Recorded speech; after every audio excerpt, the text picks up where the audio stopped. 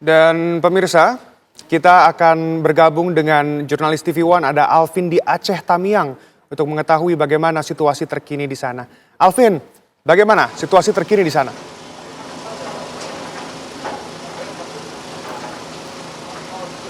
Ya baik, Sena dan juga pemirsa, memang pasca terjadinya banjir bandang dan juga tanah longsor di Provinsi Aceh, saat ini saya mengabarkan langsung berada di pesantren Darul Mukhlisin, yang dimana pesantren ini memasuki hari keempat untuk dilakukannya pembersihan dari kayu-kayu gelondongan. Pemirsa bisa melihat situasi langsung saat ini, memang pekerjaan dilakukan sejak pagi tadi di pesantren ini oleh pihak TNI dan juga aparat gabungan. Dan untuk dari alat berat sendiri memang sudah dikerahkan puluhan karena kayu gelondongan dan juga dampak terjadinya banjir ini sangat parah sehingga membutuhkan alat berat yang cukup banyak. Dan untuk pembersihan ini memang dilakukan sejak pagi hingga nantinya malam hari di jam 12 malam, karena pembersihan sendiri membutuhkan waktu yang cukup lama. Nah, untuk seperti apa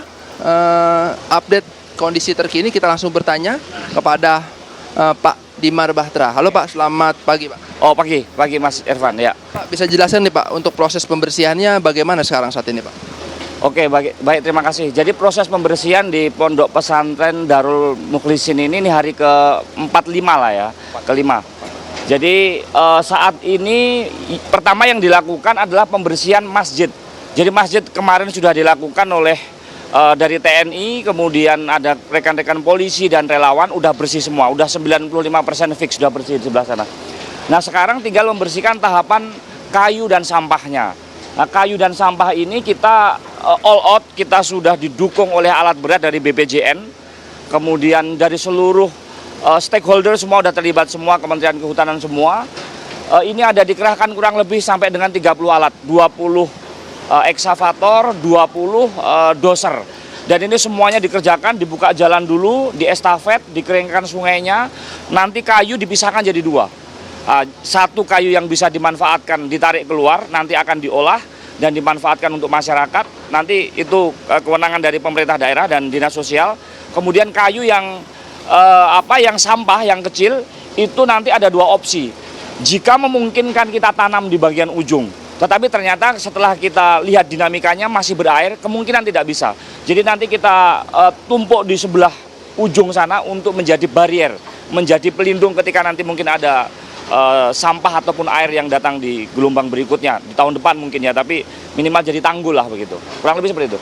Ini kan untuk pengerjaannya sendiri membutuhkan waktu berapa lama Pak kurang lebih ini untuk membersihkan pesantren ini? Oke, tergantung kalau waktunya berapa lama, tergantung standarnya seperti apa. Maksudnya yang mau diminta seperti apa. Tetapi ketika untuk kayu yang besar, ini kemungkinan 1 sampai dengan 2 minggu kayu mungkin udah bisa dievakuasi. Tetapi kan masih ada sampah kayu yang kecil yang harus ditata ya, mungkin sekitar bisa sampai 3 minggu lah kalau mungkin clear semuanya. Nah, termasuk ini juga dari relawan juga udah bersihkan gedung kelas-kelas santri, dari santri putra termasuk santri putri udah mulai dikerjakan dari TNI, kemudian dari relawan juga dari Polri. Ya. Pak, mungkin ini untuk ketinggian kayu Pak sebelumnya dan air juga berapa meter di sini Pak, tumpukan kayu gelondongan ini? Oke, yang pertama adalah air. Jadi air ini pertama kali, titik ini adalah titik paling rendah dia karena dia cekungan, dekat dengan sungai induk, kemudian ada alur sungai, kemudian di sini juga ini bentuk bangunannya kan dia. Jadi dia menghalangi membendung air dan sampah yang akan masuk ke areal kantor bupati. Sehingga titik di sini kedalaman airnya cukup tinggi sampai dengan 10 meter. Kita bisa dilihat di ujung sana. Itu ada batas sekitar 10 meter, bahkan bisa lebih sampai 12 meter. Nah, sampahnya ini banyak sekali. Jadi sampah itu ada yang ketinggiannya titik tertentu sampai dengan 6, 7, 8, titik lain rata-rata di 4 dan 5 meter. 4 dan 5 meter dari titik dasar tanah. Ya. Mungkin ini untuk mengantisipasi adanya korban Pak, ini dari pihak TNI sendiri bagaimana nih Pak? Apakah sudah ditemukan adanya korban atau bagaimana di lingkungan pesantren ini? Oke, makasih. Jadi kita secara sistem, kita dalam Satgas Terpadu, kita udah ada membentuk namanya posko pengaduan.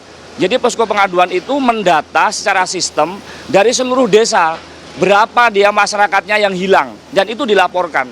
Dan itu nanti ada tim SAR yang kemarin dari tahap awal udah mencari. Sehingga kata-kata korban ini, korban yang mana dari daerah mana, ini terdata, tersistem dari Kabupaten Aceh Tamiang ini. Nah kemudian dalam proses pencarian di tahap awal, kita tim SAR udah bergerak mencari, mana-mana yang ada informasi diadukan pasti kita datangi.